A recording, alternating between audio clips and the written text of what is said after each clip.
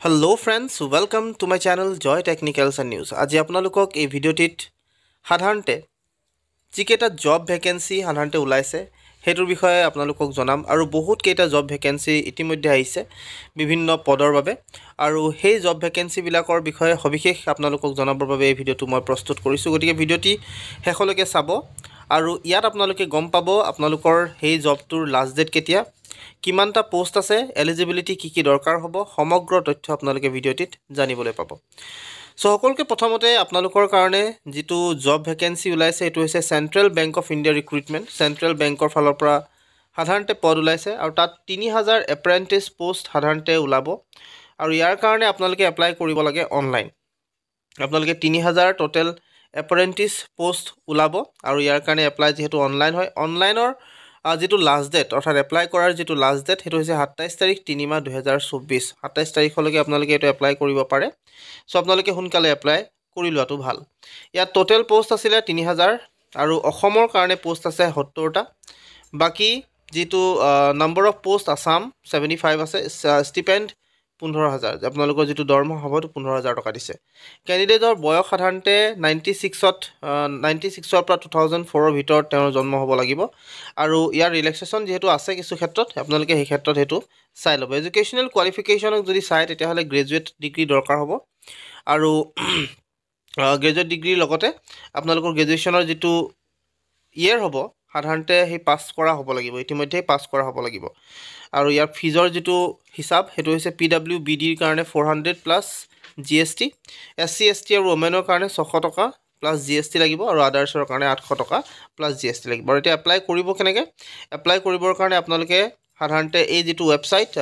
আপোনাৰ যেটো official website বিশেষকৈ সেন্ট্ৰেল বেংক অফ ইণ্ডিয়াৰ হেতুত আপোনালোকে যাব লাগিব আৰু তাত যোৱাৰ পিছত আপোনালোকে তাত চাব তাতে দেখিবই অপচন গিটা বিশেষকৈ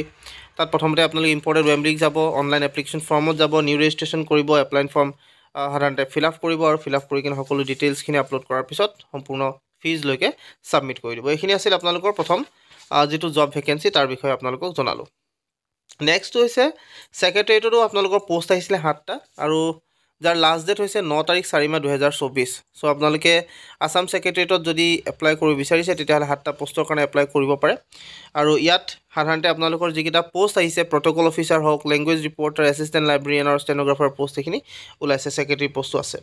APSC ৰিক্ৰুটমেন্টৰ 17টা কম্পিউটাৰ অপাৰেটৰ পোষ্ট সাধাৰণতে আহিছে আৰু ইয়াৰ লাষ্ট ডেট 13 তাৰিখ 4 মাহ 2024 চনলৈকে থাকিব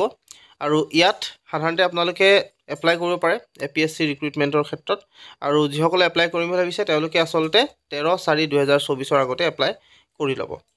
ইয়াৰ পিছত আপোনালোকক যেটো আহিছে হেতু হৈছে SSC সিলেকশন পোষ্টৰ ওপৰত এটো মই কৈছিলো RRB টেকনিশিয়ান ৰিক্ৰুটমেন্টৰ আসলতে প্ৰায় 9144 টা পোষ্ট সাধাৰণতে আহিছে আৰু তাৰ লাষ্ট ডেট 8 তাৰিখ 4 মাহ 2024 সো যিসকলে ৰেলৱেত সাধাৰণতে এপ্লাই কৰিম বুলি ভাবিছে বা এপ্লাই কৰিম বুলি তেওঁলোকে আছে তেওঁলোকে এপ্লাই কৰিব পাৰে যেহেতু 9144 টা পোষ্ট আহিছে আৰু ইয়াত এপ্লাই যেহেতু অনলাইন আপোনালোকে এপ্লাই কৰিব পাৰে এপ্লাই কৰিবৰ কাৰণে সাধাৰণতে আপোনালোকৰ ইয়াত কি যিকিটা পোষ্ট আহিছে টেকনিশিয়ান গ্ৰেড 1 সিগনেলৰ আহিছে 1092 টা পদ আৰু টেকনিশিয়ান গ্ৰেড 3 আহিছে 8052 টা পদ নম্বৰ অফ RRB গুৱাহাটীৰ কাৰণে 246 টা আহিছে টেকনিশিয়ান গ্ৰেড 1 ৰ সিগনেলৰ কাৰণে 100 টা আৰু গ্ৰেড 3 কাৰণে 240 পোষ্ট সাধাৰণতে আহিছে এতিয়া ইয়াৰ যেটো পেমেন্টৰ কথা আপোনালোকে পিছত গম পাব ইতিমধ্যে এপ্লাই কৰাটো প্ৰথম সো এজ লিমিটেড সাধাৰণতে ক্যাটেগৰি ওয়াইজ এজ লিমিট দিয়া আছে প্ৰথম কথাটো হৈছে গ্ৰেড 1 যি সিগনেলৰ আছে তেওঁলোকৰ 18 বছৰ পৰা 36 বছৰ ভিতৰত হ'ব লাগিব গ্ৰেড 3 কাৰণে 18 পৰা 33 বছৰ হ'ব লাগিব আৰু ৰিলেক্সেশন সাধাৰণতে আপাৰ এজ লিমিট থাকিব